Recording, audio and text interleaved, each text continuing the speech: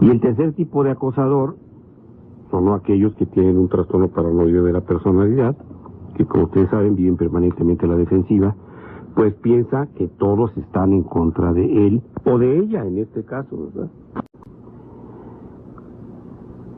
Y pues piensan que todos quieren su puesto y por eso actúan contra los brillantes, contra los que no aceptan ser manipulados y contra los que pueden liderar a sus compañeros. Hemos hablado en otras ocasiones del trastorno narcisista de la personalidad, de la psicopatía y del trastorno paranoide, pero lo podemos desglosar si en el caso de ustedes identifican estas tres características de personalidad que puede tener un acosador. ¿Cómo son los acosados? Suelen ser personas a las que les gusta trabajar y rendir. Durante años, su actividad ha sido notablemente buena y repentinamente cae, porque el acosador deja de darle trabajo con el fin de desprestigiarle. Aunque son personas brillantes, suelen ser confiados. Mire, yo creo que hay una frase aquí: el acosador deja de darle trabajo con el fin de desprestigiarlo. Cuando alguien controla el micrófono, las decisiones o las participaciones y le van quitando poco a poco uno el trabajo, la disposición, la posibilidad de expresar lo que uno siente o piensa, o incluso expresar el conocimiento, bueno, pues es como quitarle a uno la única razón o el único motivo real para laborar y sentirse y saberse productivo. Entonces es como si le mutilaran al acosado su capacidad de producir. Otros acosados los encontraron con cierto atractivo, pero consideran envidiables, personas brillantes y peligrosas, competitivas por el resto del grupo, porque sus líderes se sienten cuestionados por su mera presencia. Recuerden ustedes que una de las primeras palabras que se le dicen a un acosado, o de los primeros adjetivos, es que es muy conflictivo. Crear conflictos significa, en un buen castellano, plantear, proponer y disponerse a resolver situaciones laborales que no están resueltas. Cuando el acosador, que es generalmente mediocre frente al acosado, se va a sentir o se va a saber exhibido en su ineficiencia hasta que llega una persona más capacitada, más brillante, más talentosa, o simplemente académica, profesional y moralmente mejor dotado. Entonces, el acosador se siente terriblemente vulnerable, víctima de su inseguridad o sus complejos, y obviamente va a responder tratando a como dé lugar de minar las cualidades del acosado. Los amenazantes activos, eficaces y trabajadores que ponen en evidencia lo establecido y pretenden llevar a cabo reformas o implantar una nueva cultura laboral, pues obviamente son estigmatizados, saboteados y aniquilados. Y también hay acusados que son vulnerables, que son personas necesitadas de afecto y aprobación constantes, que dan la impresión de ser inofensivos e encontrarse indefensos. Yo creo que con estos, con los que parece que el acoso es más fácil, los acosadores se entrenan para poderlos acabar, para poderlos aniquilar. Recordemos entonces que en una situación de acoso laboral se enfrentan dos personalidades, como dice el texto de Ruth, acosador y acosado, que presentan rasgos bien definidos. Y recordar también que por lo que respecta al agresor hay que tener en cuenta que su objetivo es controlar y dominar al otro, invadiendo su territorio mental, su territorio físico. Que el acosador tiene muy en claro sus limitaciones, deficiencias o incompetencia profesional. El conocimiento de su realidad es lo que lo lleva a intentar anularlo. Entonces, mientras más inútil, incapaz, ineficiente, impreparado y mediocre sea el acosador, más claro le va a quedar que tiene que anular al otro. Esto pasa en muchas parejas laborales, como pasa también en muchas parejas en el caso del abuso emocional, del acoso moral. Entonces, no estamos frente a individuos inconscientes, porque muchas veces lo dicen, a mí me lo dijeron incluso en mi caso personal, es que yo creo que no se da cuenta lo que está haciendo.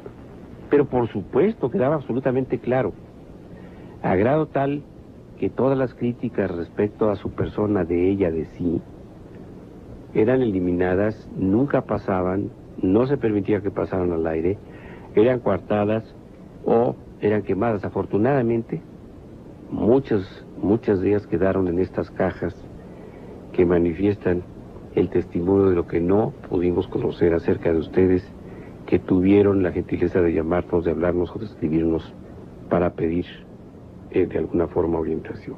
Vamos que nuestras líneas telefónicas... Hay dentro de algunas características que tienen que tomar en cuenta cómo acosan las mujeres y los hombres.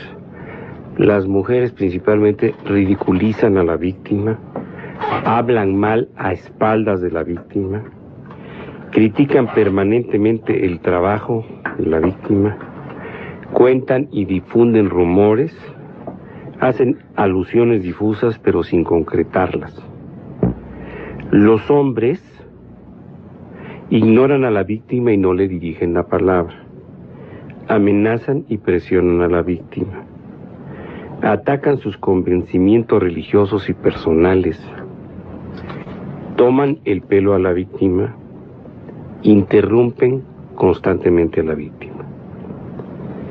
Hay una cortinilla aquí en el texto que llama la atención, porque también hay un artículo por ahí del Reforma del año pasado que dice: teniendo en cuenta la duración media del tiempo que aguantan las personas acosadas, casi 15 meses las mujeres, dice 15 meses, un año, 3 meses, y algo más de 18 meses los hombres, las consecuencias sobre el ser humano son estremecedoras.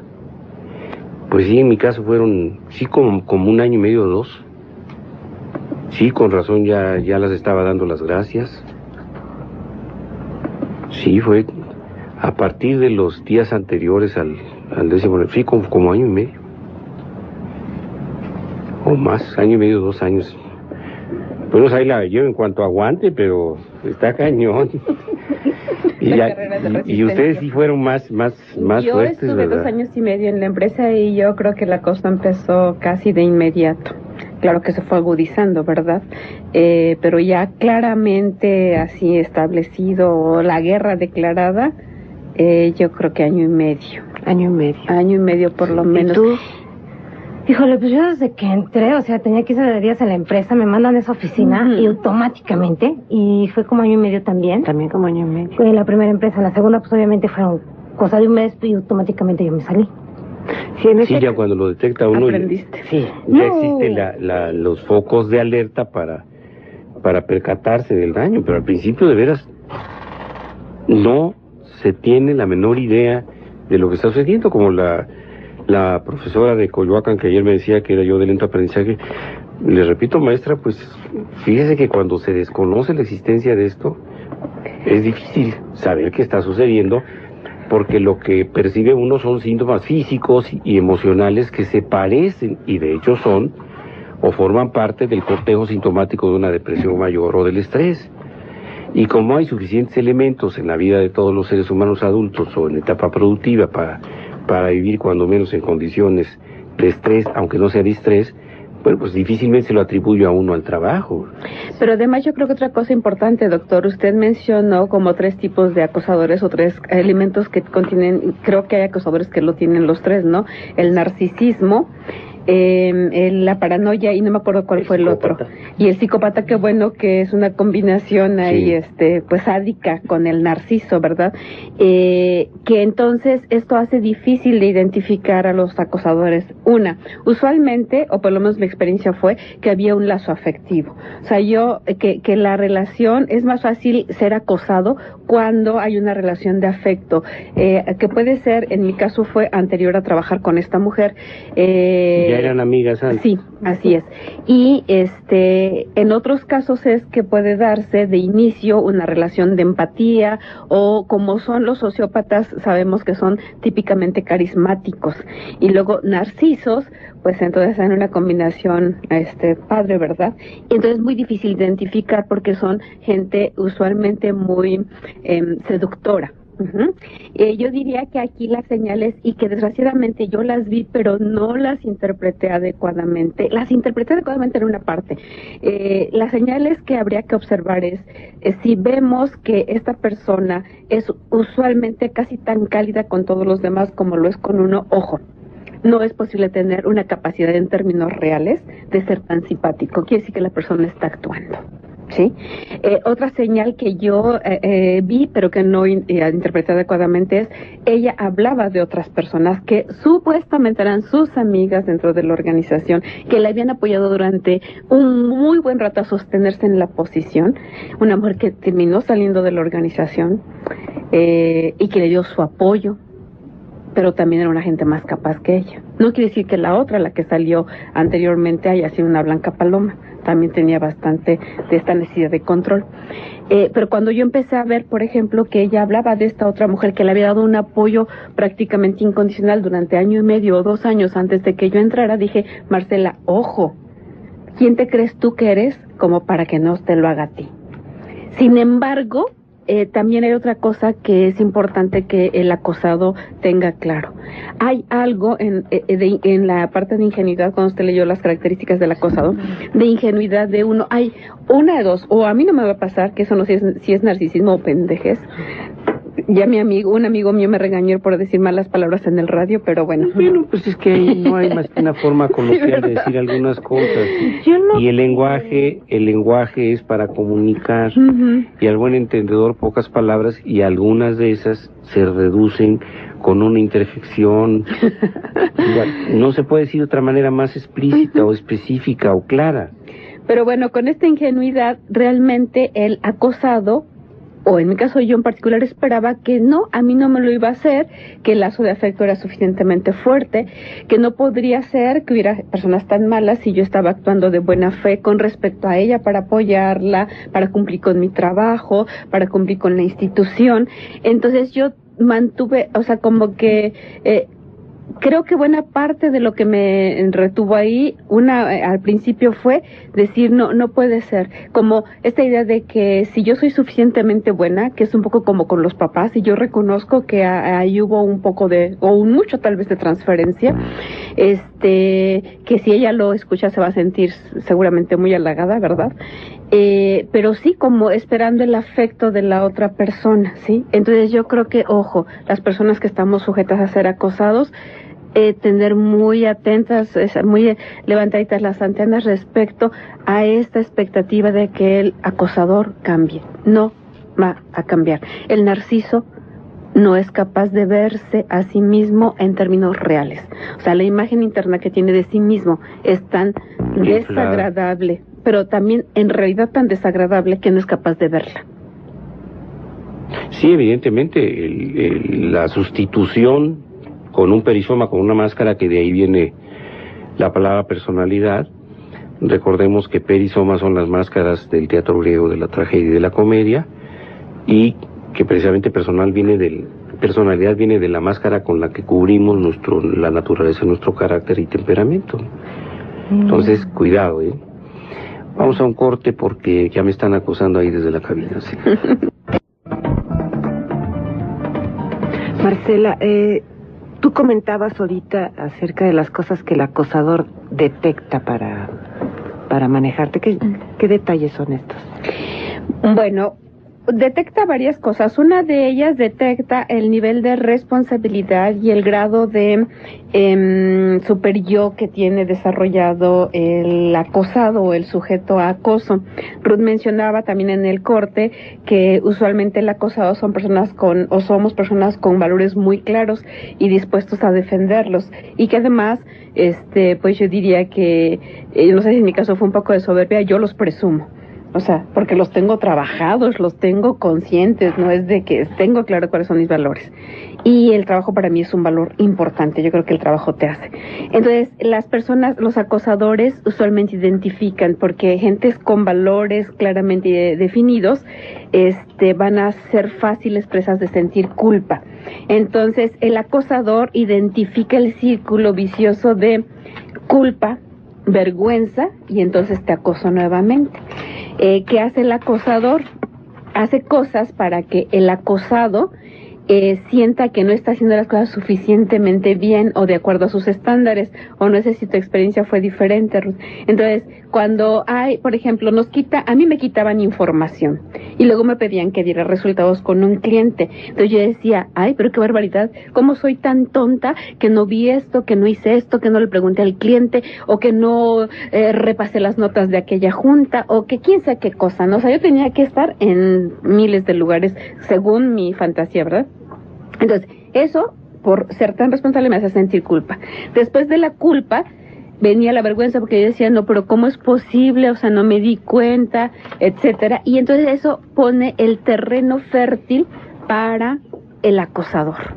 Entonces, el acosador, yo diría que es un buen psicólogo, desgraciadamente utilizado en términos negativos. Son capaces de identificar las necesidades, los puntos críticos, los puntos, yo no diría que débiles, pero como las características o los puntos, aquellos botones que pueden accionar en la víctima y que va a reaccionar de acuerdo a sus expectativas. El otro es esta parte del lazo afectivo, que yo decía que puede ser que ya estuviese establecido con anterioridad o que se establece en la relación. Ruth comentaba, ella sabrá hasta dónde quiere compartirlo en el micrófono, que con el gerente de su área había también un lazo afectivo. Entonces los acosadores utilizan también esto, porque saben que somos personas sensibles, que estamos esperando ser incluidos, ser reconocidos, ser apreciados, como yo creo cualquier otro ser humano, aunque tal vez nosotros lo tenemos como más a flor de piel. O sea, tú dirías que están manipulando tus emociones. Sí, y una de ellas, que bueno que me ayudas con puntualizar esto, es la ira. La ira, sí, el punto crítico. Y como yo haciendo revisión, quisiera también aclarar algo para ser justa. Yo ayer mencioné al aire que el mismo día que yo vine al programa en la tarde, me estaba esperando el de Recursos Humanos para que yo firmara mi renuncia. Acudí al jefe de mi jefe y permanecí otros meses más en la organización haciendo un diagnóstico organizacional. Para mí me queda con un gran compromiso con esta persona. No puedo decir su nombre, y no por no reconocerlo a él, sino porque pondría en evidencia la institución, y no tengo derecho a hacerlo ni quiero hacerlo.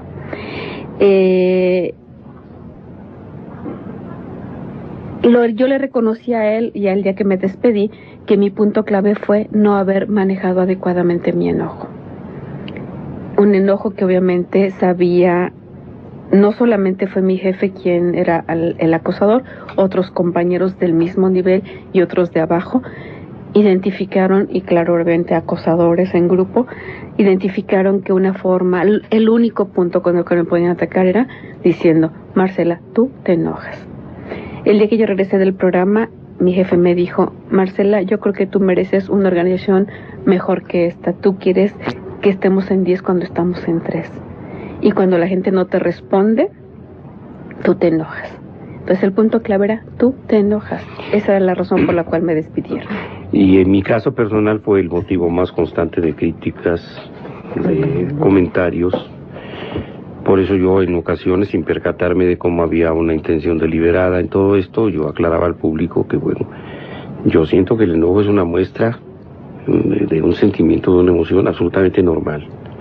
Y que tenemos derecho a mostrar nuestro enojo o nuestra indignación frente a aquellas cosas, valga la redundancia, que son enojosas e indignantes, y que había que expresarlo cotidianamente de manera que no se acumule, porque cuando el enojo se acumula, se reprime y se controla, pues uno es una bomba de tiempo a punto de explotar, y que había que tener una válvula de escape. Yo lo estaba explicando en función de algunos cuestionamientos que se me hacían constantemente en el programa. Y repito, como si enojarse fuera un pecado cuando hay situaciones enojosas. Alguien me puede criticar a mí, ¿por qué está tan enojado con la actitud del presidente Fox? Pues es que todos los días, si usted se levanta y lee el periódico, hay motivos para estar enojado con la conducción del país tan inadecuada de este pobre diablo. Entonces hay situaciones enojosas y uno las expresa. A veces incluso, y lo siento también en mi caso, no sé si a Ruth ni a Marcela le haya pasado, pero yo creo, y el día de hoy estoy convencido, que había una intención deliberada. Claro, de provocar el enojo. A ver, entonces, si es hombre y se enoja, lo acusan de misógino, de agresor, de acosador. Y si es mujer, le dicen que enojarse no es femenino.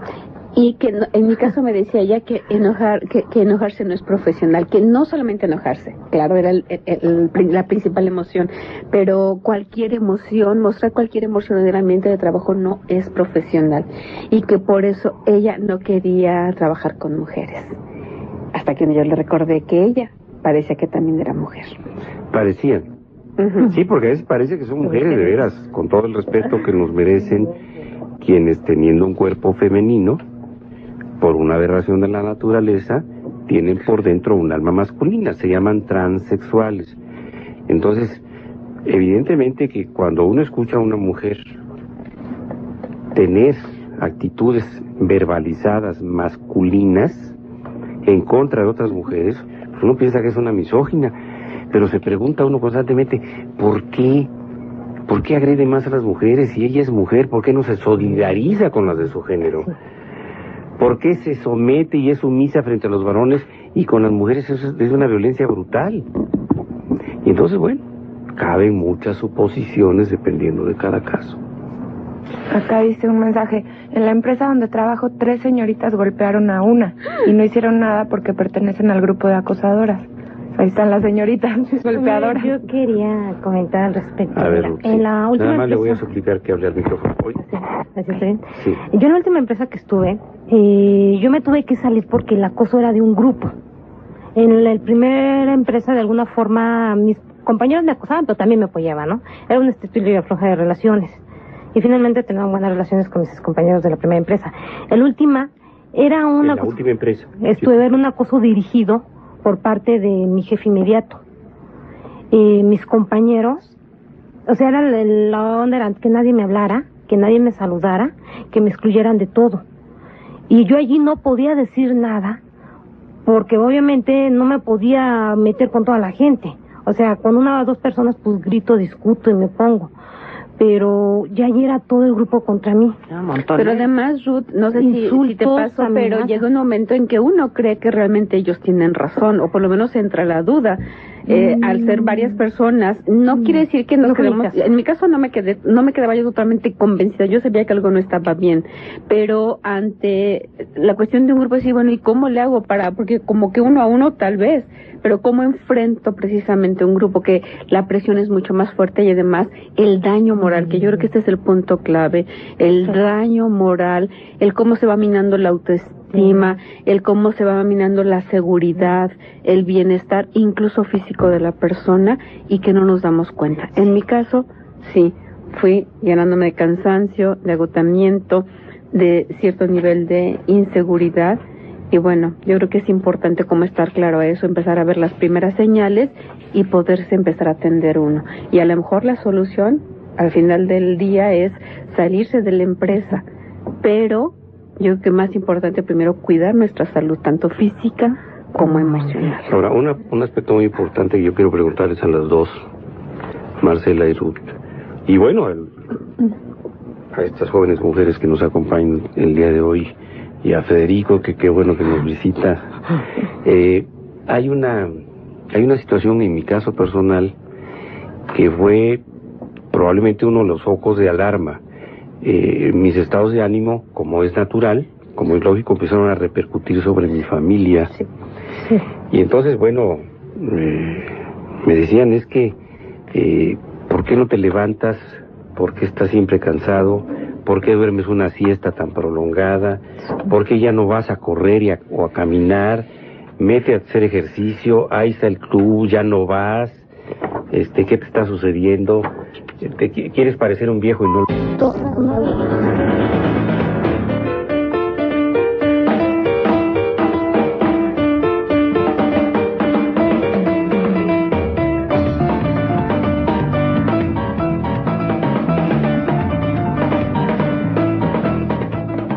Marcela, Ruth mencionó algo importante ahorita, una tristeza profunda. ¿Tú qué nos puedes decir? Sí, bueno, lo que yo podría decir es que corresponde, me parece, o al menos fue así en mi caso, como a este lazo que yo mencionaba, que usualmente hay como un lazo de afecto o una expectativa de una respuesta afectiva de parte del acosador, y que el acosador identifica claramente y aprovecha. Entonces, yo creo que es importante reconocer, porque en el momento en que reconozcamos lo que nos está doliendo, podemos tocar nuestras necesidades. En mi caso en particular, fueron necesidades de aceptación, de inclusión y de reconocimiento. Entonces, muy importante tener claro esto como sujetos de acoso para ver, ¿es esta el contexto? ¿Es esta la persona de la cual yo puedo tener expectativas de cubrir mis necesidades? ¿O debo ir recurrir a otros contextos para cubrir mis necesidades? Este es un gran aprendizaje para mí, es algo que yo conocía de mí, pero que en esta organización lo tuve presente todo el tiempo, y que agradezco el crecimiento personal que me fomentó, porque gracias a eso, o sea, siempre yo diría que hay una frase por ahí que dicen que el momento más oscuro en la noche es justamente antes de amanecer. O sea, que cualquier situación, por negra que la veamos, siempre va a tener algo bueno. Para mí, una parte muy buena de aprendizaje fue tocar mis necesidades. Y hoy estoy totalmente decidida y ocupada en equilibrar mi vida y en cubrir esas necesidades. Entonces, pero regresando a la tristeza con respecto a Ruth, comentábamos, como decía ella, es que yo no me siento culpable, pero entonces ¿a qué corresponde esta tristeza y ganas de llorar? Como darnos cuenta que a nivel racional tal vez no necesariamente nos sentimos culpables, pero emocionalmente, ¿cómo nos sentimos? Claro que puede ser muy diferente. Así es, porque si ella siente tristeza es porque siente desilusión y porque cree que tal vez pudo haber hecho algo distinto en ese contexto, ¿sí? Y yo creo que esto es importante, como recuperar, reforzar nuestra autoestima. Claro. Las dos han mencionado estar agradecidas con alguien, tú en tu caso con tu hermana y con tú Guillermo Ramírez. Con Guillermo. El acosado no se da cuenta, sin embargo, los demás pueden estarse dando cuenta. Como tú decías, los familiares de una persona que está padeciendo esto pueden ser los primeros en darse cuenta. ¿Qué pueden ellos hacer? Bueno, creo que primero, como acudir a información o estar abiertos a información que se plantea en el ambiente, como este tipo de programas, de un proceso que, como mencionaba el doctor, un proceso que no es que como proceso sea nuevo, existe a lo mejor desde siempre, pero que por una parte se ha ido incrementando a partir del nivel de competitividad y desempleo que existe a nivel mundial y que más nos pega en México, ¿verdad? Que entonces esto hace como más fácil, da más libertad a los puestos, a las personas directivas o a los acosadores, que no siempre son los directivos, como la persona tiene miedo de perder su empleo, pues entonces como más fácilmente, ¿no? Entonces, bueno, primero tener información, entender qué es lo que está sucediendo. Y la otra, yo diría, es como que estar muy abiertos a hacer comparación de, bueno, este comportamiento es el usual en Ruth, es el usual en Marcela, es el usual en la persona que está siendo acosada, o no. Entonces, estar perceptivo a estos cambios. Y lo otro, dar mucho apoyo, escuchar, pero sobre todo escuchar sin juzgar. Claro que es una práctica que pocos hacen. Sí, muy difícil, que yo, como mencioné, la aprecio en mi hermana y en José Luis como amigo que me acompañó, y claro, no son los únicos, otros amigos también me acompañaron, pero ellos fueron como los más aguantadores, digamos, ¿no? Escuchar sin juzgar, porque realmente lo que está sufriendo principal daño es la autoestima de la persona acosada y necesita recuperarla.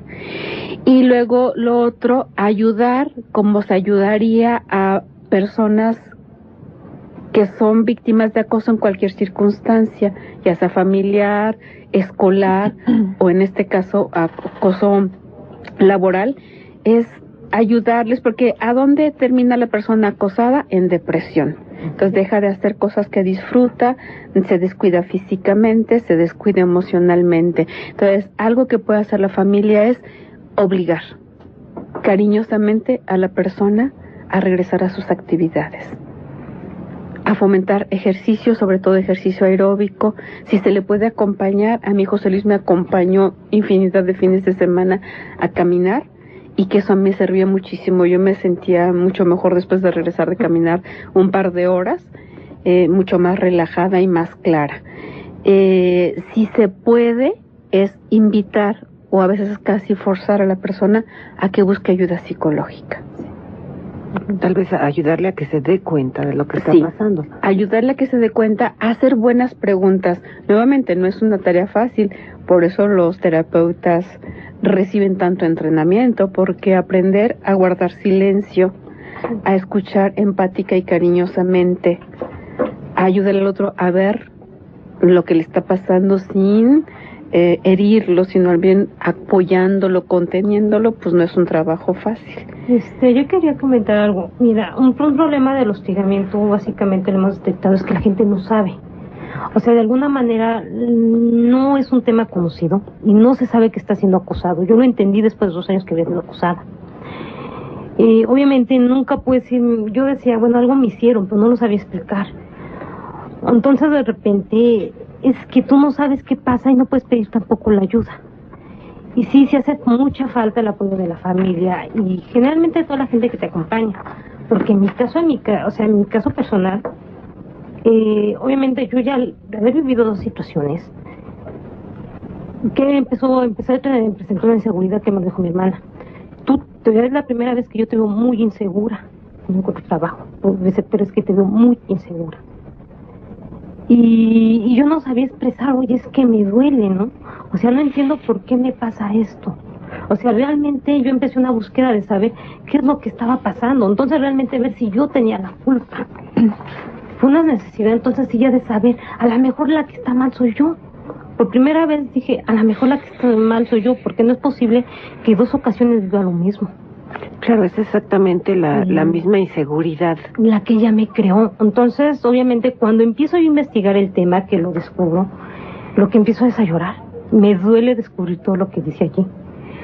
¿Por qué? Porque por primera vez tengo... Y le sigue doliendo, pero llore y exprésese como bueno, si quiere llorar, llore, no va a pasar nada. Por primera vez voy entendiendo lo que pasa en mí. O sea, entiendo por qué estoy viviendo, ¿no? Y obviamente sí tengo que buscar un canal, de hecho, de psicoterapia. Yo lo sé, ya estoy viendo ahorita una psicóloga. Y que tengo que encontrar ese camino. Sí fue muy difícil, ¿no? O sea, cuando el descubrir todo este tema me dolió, pero también me alivió por una parte entender, ¿no? Encontrar un camino, ¿no? Me duele porque sí me ha afectado en mi vida, obviamente. Y me afecta, no nada más te afecta en la vida emocional, te afecta en la vida laboral, en tu vida económica, en tu vida social y en tus perspectivas como persona. Porque finalmente, para mí el trabajo es una fuente de creación, el poder ser, el poder crear cosas, ¿no? ¿Y qué pasa, no? Pues esas fuentes de creación se cortan, se ven cortadas, pero no por incapacidad, no por incompetencia. O sea, realmente se ven coartadas por situaciones análogas a ti, ¿no? Lejanas a ti, ¿no? Que tú no las causas. Y de repente yo lo que digo es, bueno, ¿y qué hago? O sea, realmente yo qué puedo hacer al respecto, ¿no? O sea, es una situación, ok, sí quiero trabajar, pero ¿qué me garantiza que no lo vuelva a vivir, no? Claro, o sea, si una persona ya es vulnerable a este tipo de acoso con la descripción que ya se ha hecho aquí, ¿qué puede hacer para dejar de ser vulnerable? Es exactamente, ¿no? Y realmente es el camino que estoy buscando, ¿no? A mí me parece, en mi experiencia, como que hay dos caminos o 2 áreas que trabajar. Uno, la emocional, para recuperar, reconstruir la autoestima, desarrollar habilidades para poder fortalecerse y enfrentar adecuadamente a los acosadores. A mí me hubiese gustado poder enfrentarlo con más eficiencia en términos de haber podido conservar mi empleo, y no porque ese empleo en particular, sino que me hubiera sentido mucho más satisfecha. Claro, de no haber perdido la batalla. Exactamente, aunque no la perdí, gané mucho. Mucho. Y el otro es en términos profesionales. En cuanto detectemos, yo no sé, el resultado me quedo satisfecha. Yo hace más o menos casi 2 años dije, yo no voy a poder permanecer en esta organización porque no voy a poder con esta organización. Los valores, mis valores no coinciden con los valores de la organización. Entonces, sé que un día me voy a ir, pero me voy a ir cuando yo considere que es el momento para irme.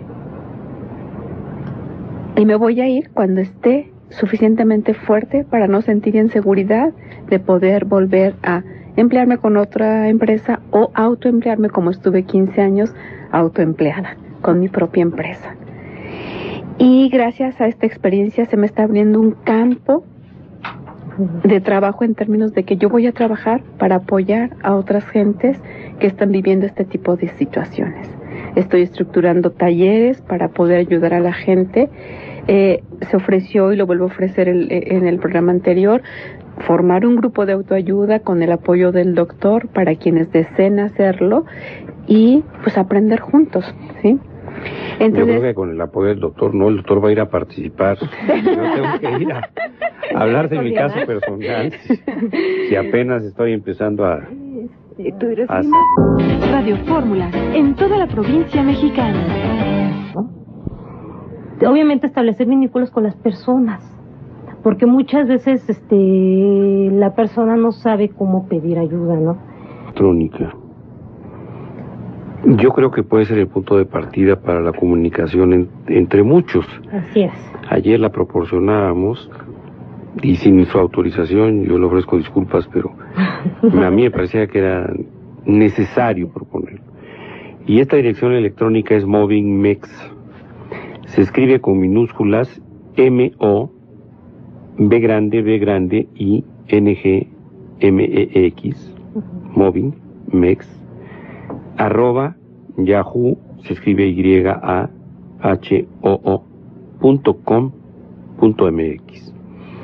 Y esta dirección puede ser el punto de partida para, digámoslo así, el acopio Sí. de víctimas de acoso interesadas desde luego en el tema.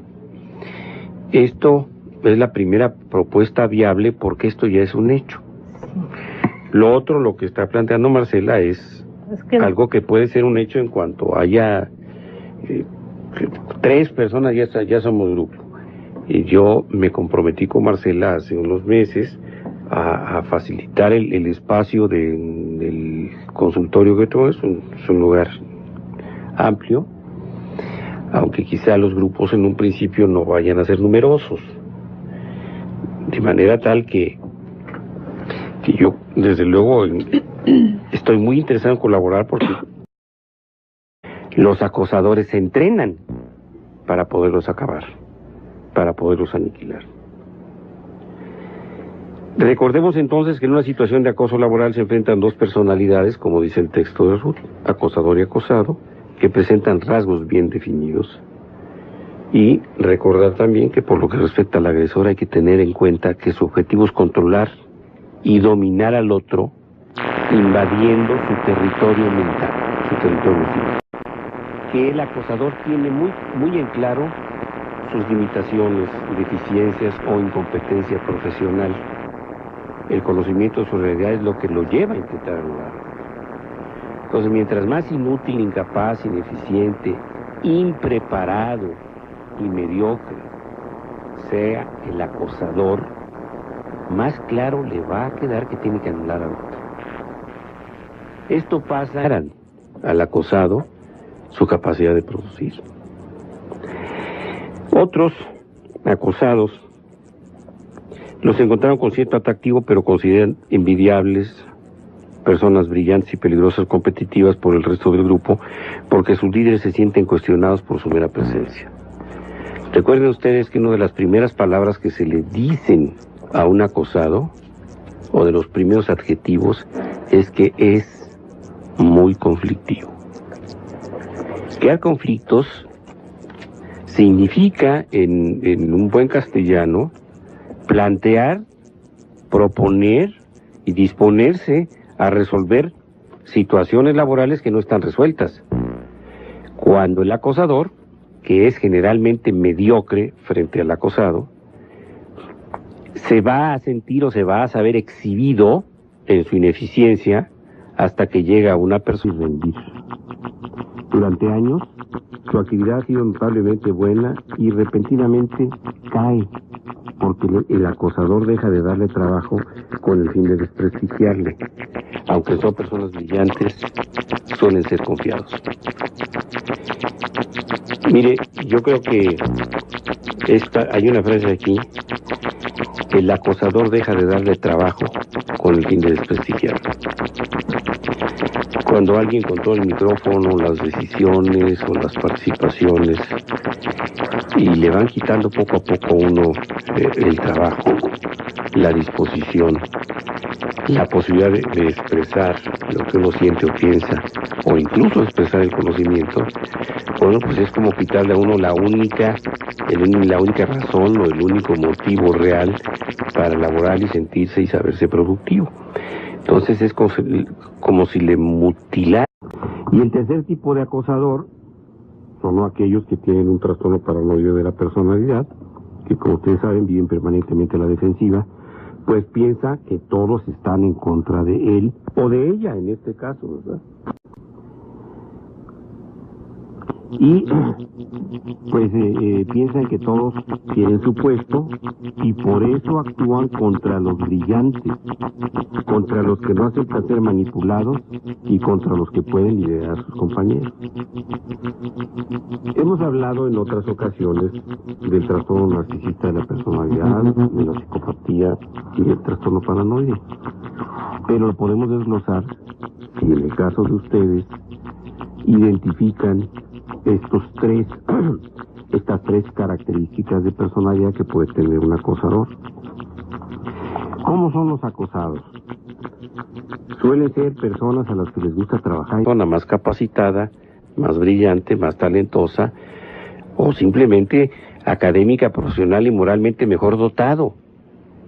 Entonces, el acosador se siente terriblemente vulnerable, víctima de su inseguridad o sus complejos, y obviamente va a responder tratando a como dé lugar de minar las cualidades del acosado.